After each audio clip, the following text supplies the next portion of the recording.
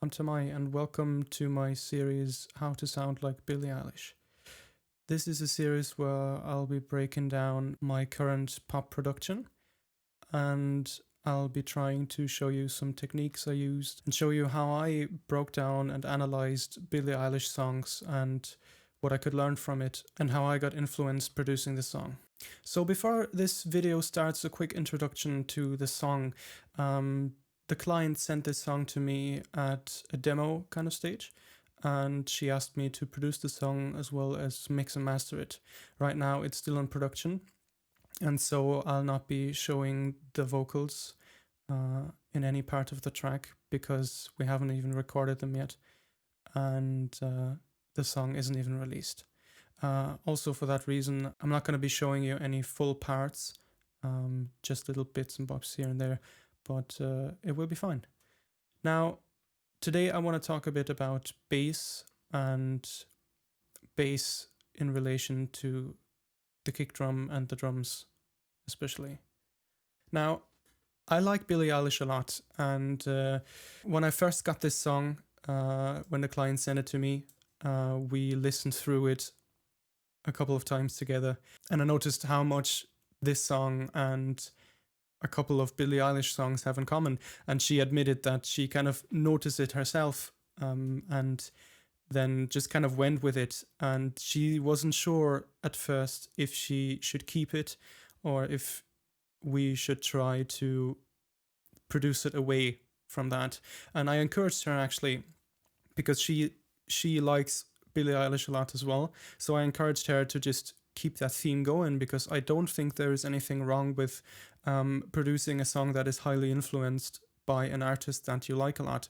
And I think it is a common enough technique in pop music.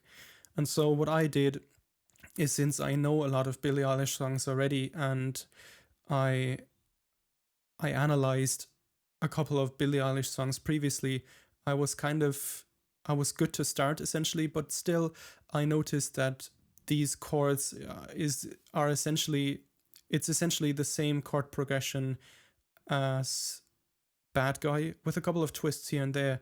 And I pitched my idea to her that I had of making this song kind of in the vibe of Bad Guy, in the sense of that it's a bit dark and that kind of theme to it, but make it into a dance club house direction instead of what Billie Eilish sounds like. So let's start with the bass here. And an important thing that I learned about EDM music and pop music is that finding the right bass that suits your kick drum is an important part. And so let's listen to the first verse right here.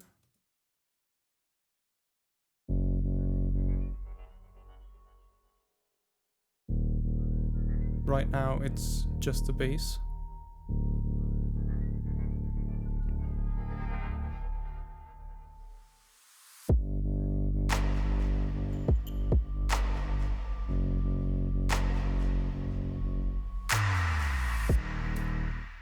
Okay, enough for right now. So this is my first bass that I'm introducing. Now, the bass on its own is, for me, finding that sample was very interesting, because I noticed that this is more than just a bass. It has like a little pad layer going on in the background, and it obviously is meant to be played as a bass and monophonic and everything, but still I chose this sample because I thought with some treatment, some effects treatment, I might be able to get some cool variety of sound out of this. And when analyzing a lot of Billie Eilish tracks, I noticed that what sticks out to me is the creativity that goes into the sound designy kind of parts, you know, the little scratches on metal, or the screaming, or even her voice being filtered and modulated. I'm not trying to rebuild a song of Billie Eilish, of course. I'm just trying to extract some of those techniques and use them in my song. when I'm introducing the bass, I'm keeping it fairly clean. This is a sample from BT Phobos, which is a convolution synthesizer from Spitfire Audio, and a very cool thing. This is a preset from, I believe, Christian Henson, yeah, and it has all these different layers, as you can see. And when I was playing this bass first and I was playing in the higher registers, I noticed that there are a lot more layers to it. So what I did later to it is I bounced the track out, and as you can see, there is just some EQing going on here. So I wanted to bring out those midtones because I'm using the bass together in the first verse together with the voice, and there's not much else going on. As you can see, there's only one pad apart from that happening, and so I wanted it to fill the entire range. So that's why I chose this maybe rather unconventional EQ. But then again, we're not in the mix stage, we're kind of in the producing stage, and usually in the production stage I'm kind of going wild with my effects and just trying to modulate the sound that I want or that I have in my head, you know. Then I did some compression on it. I'll get to that in a second because this is a sidechain compression, and that's a very important part to why the bass and the kick work so well together. And yeah, this is on the master. Yeah, and I sent it just a touch to one of my reverbs.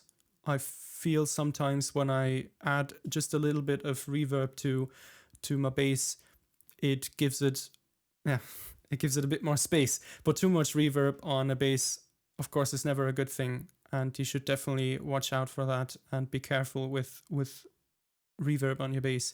So what I did is I bounced that exact bass out, and I treated it with some heavy clip distortion that by the way, this comes straight out of Logic. Actually, most of the effects I use for the production stage are coming out of Logic. I feel like most of their effects, although they might be not that appealing to look at, sound very well, and they get my sounds where I want them to. And so I distorted it heavily, and I did some automation on it, as you can see right here. So where I actually have activated the sound, I did some automation to the low pass filter. And yeah, let's take a listen to that part actually.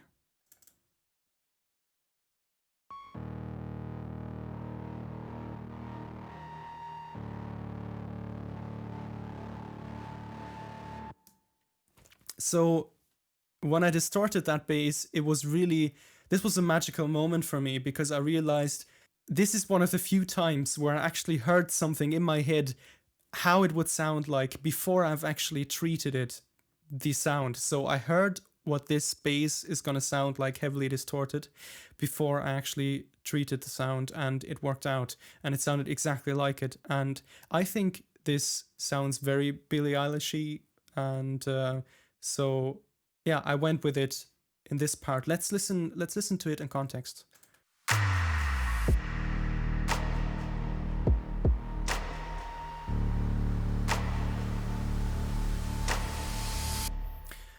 Now, as you can see, I layered the bass at that point, and that's why I have my channel EQ here, which most likely is wrong that I have it after the clip distortion, I just realized. But it sounds fine to me, you know. I might change that up actually. Because I'm layering my bass, I don't need the sub bass twice, because essentially what this is doing is it's adding a lot of high harmonics and distorted frequencies, and so I don't need that sub bass again. What it would do is just clutter my bass and sub bass region, and so I decided to just cut them out with the EQ there. Because I want to talk about the relation between bass and drums as well, I'm going to show you what happens in this part when the drums are introduced. This is the second half of the first verse. And at this point, the drums are introduced, And you can hear that through the sidechain compressor that I'm going to show you again in a second. The bass, in the second the kick drum hits in, is pushed down heavily, and that allows room for the kick drum, because they are essentially filling the same frequencies. The kick drum is, in this case at least, reliant on bass and sub bass frequency, and the bass obviously is as well. And there is only so much dynamic range that we have, and so if the bass is playing at a loud volume, which you want to have in this, or at least I wanted to have, for it to sound like this type of song, you want them coexisting but not interfering too much with each other. You want to create room for both of them, and the easiest way to do that is through a sidechain. And so let's take a look at it. We're just going to take a channel EQ here, and maybe we're able to see what the sidechain compressor does with our kick drum and our bass.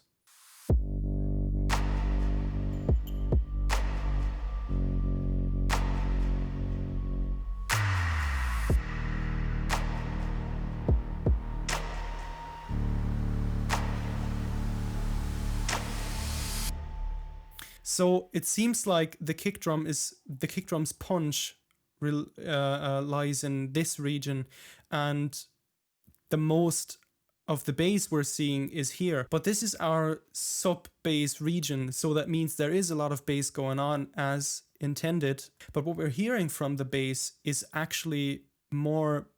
It has to be more in this region, because I'm on headphones right now, and you're probably as well. I would highly recommend it, at least to watch this on headphones or on good speakers. And as we can kind of make out, the main tone that we're hearing from the bass must be more in this region. So it is a lot quieter, obviously, but it would be interfering with the kick drum. We can take a listen to it actually by just quickly disabling the sidechain compression of my bass.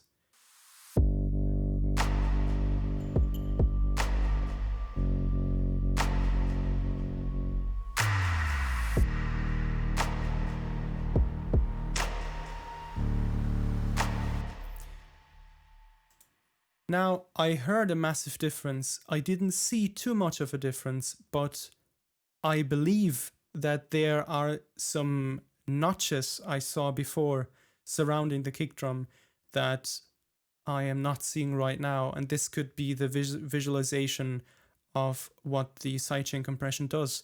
But I think it is pretty clear to our ears that this makes a huge difference. All of a sudden, the kick drum is not nearly as punchy anymore, and this is just because the bass now is interfering with the kick frequencies. So let's take one more listen to it with the side compression enabled again, and this time we're going to take a look at the compressor and actually see what it does to the bass.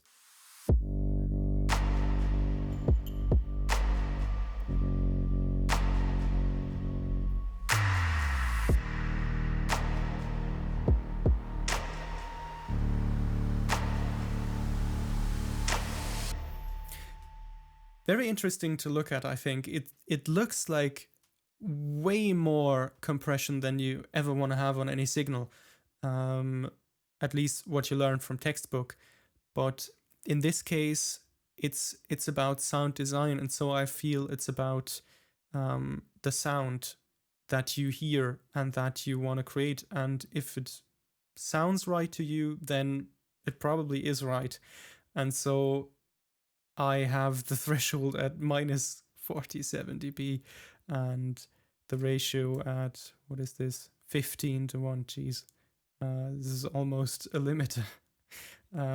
Yeah, a very short attack and a fairly moderate release, kind of, to allow the tail of the kick drum to come through as well, because there is a lot of tail on this kick drum, at least from what I'm used to. As you can see, there's quite a lot of, these are my two kick drums. Actually, another interesting thing, I like to layer my kicks, and so We can solo them real quick here and take a listen to just the kick drums.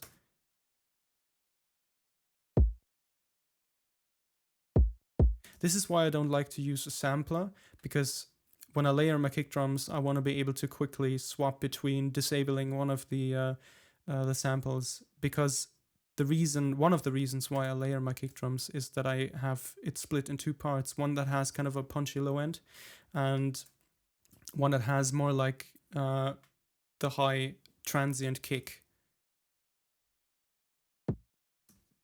That would be that one, and this is the lower kind of punchier part of it. And I just feel like that I have more control over the actual sound. As you can see, I also treat them quite heavily with EQ, and in this case, no compression, because I feel like this signal is compressed enough already. I'm going to show you a little section from the chorus and what I did to the bass in there, because we are actually switching instruments there. And at first I had quite a lot of struggle to swap the bass. Now I knew I couldn't pull this off with the BT Phobos bass, because it's just, this instrument is not agile enough, sadly. And what I could have done is, for example, resampled it myself, and that way make it more agile and fast. But as you can see, this bass line here is pretty fast for a bass, and it's essential to giving it that kind of house dance type of vibe. But that means that I had to use a different bass, and I'm actually using two Logic native instruments for that. So let's hear the transition into the chorus.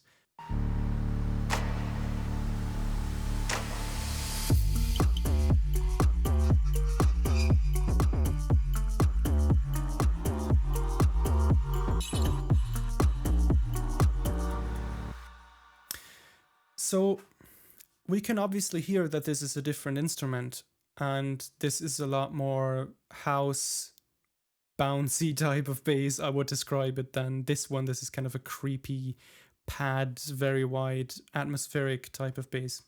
This is just my definition of it, lacking the terminology. And so at first I just had this trap bass. This is what the bass on its own sounded like before I treated it.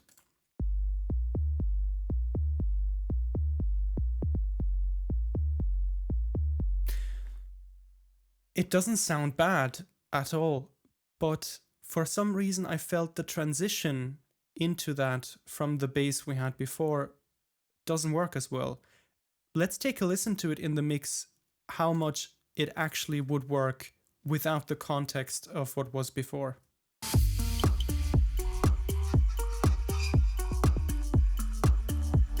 The problem I see right here is that the bass is almost not noticeable, and there is a lot of high frequencies that it's lacking off.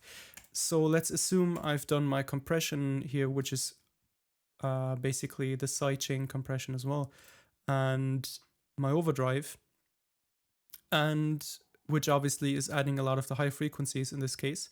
And let's see how it fits in the mix now.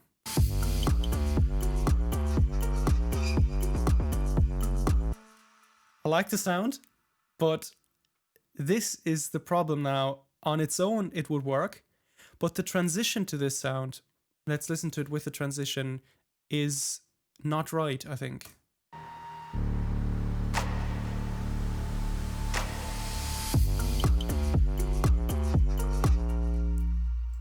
It's too different from each other, I felt, and so I chose to EQ this one heavily, so that I just picked the bass frequency, not the sub-bass frequency, and just some of those mids, low mids, so I got this sound.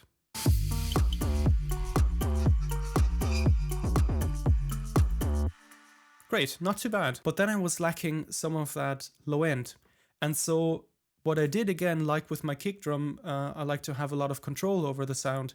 I created this sub bass. Let's listen to it on its own.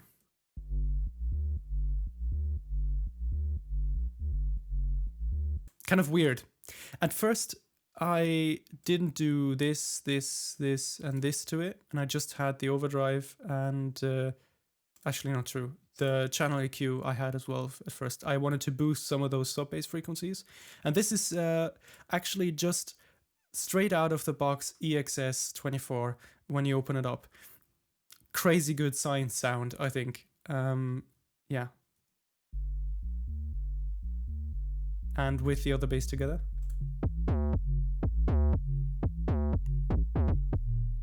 Now, in the bass that we had going on in the chorus, I had a lot of movement in the bass, a lot of space.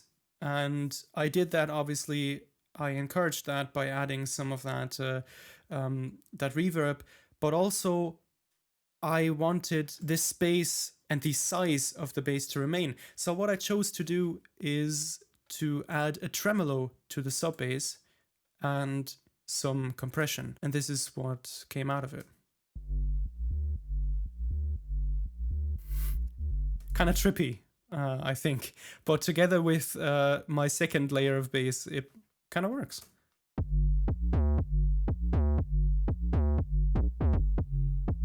Now, if I would have treated the entire bass, if this would be one instrument and I would have put a tremolo on both instruments, this would probably, let's try it out actually. Let's see what happens. It's too much. And so that is one of the reasons why I think, although it doesn't seem like it in the first place, maybe this is a faster workflow for me, because having the instruments broken up like that can give you a benefit sometimes when you're trying to create a certain sound, at least for me. So let's listen to the mix again.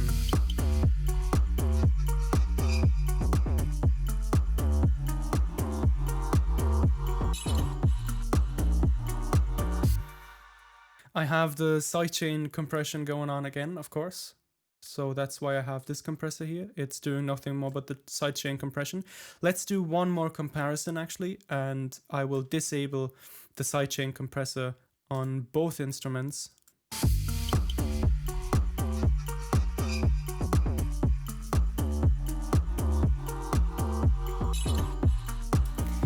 This is me still, after all these years, being not producing pop, but after all these years of knowing of this technique, being amazed by how much it does. Crazy. It adds so much clearness to the overall sound. It's just, yeah, I find it very fascinating.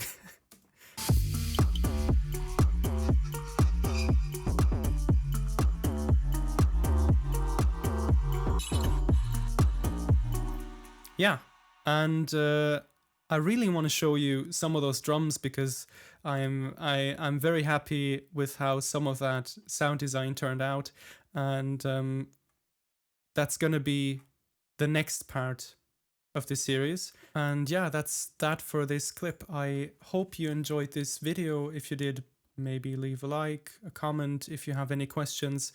I'm happy to take requests. If you have anything that you want me to break down or that I can maybe help you with, just leave me a comment down below, and consider subscribing and ringing that bell if you want to be notified. And I'll see you in the next video.